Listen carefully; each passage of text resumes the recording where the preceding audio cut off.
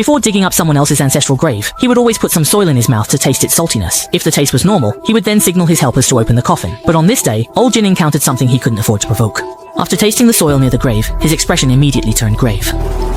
However, what was even more bizarre was that when he looked up, the bare tombstone didn't even have a name on it. Old Jin hurriedly put on his glasses to take a closer look, but all he saw was a string of numbers starting with 38 in the lower right corner of the tombstone. Then, Old Jin stood on the grave to observe the feng shui, and unexpectedly, after finishing, he turned and left without hesitation. Next day, the employer sought out Lao Jin again, pleading with them to save their child. This time, the employer finally stopped hiding the truth. It turned out that the employer's grandfather was a war hero during World War II. As a reward, a monk named Fox selected this piece of feng shui land for the grandfather.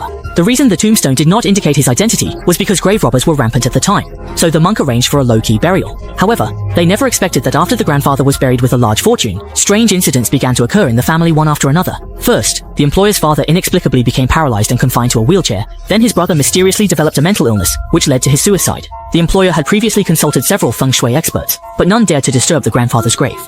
The whole family then moved to the United States, thinking that being farther away from the grandfather would ensure their safety. However, they still couldn't escape the misfortune. His wife first had 2 miscarriages without any warning, and now, after finally giving birth to a son, the child cried incessantly from birth. Even the best doctors in the United States were at a loss and could only calm him down with medication. The employer understood that if things continued like this, he would soon be in danger himself. So, he asked someone to find a shaman named Hua Ling, who could communicate with spirits, to see the baby at first sight.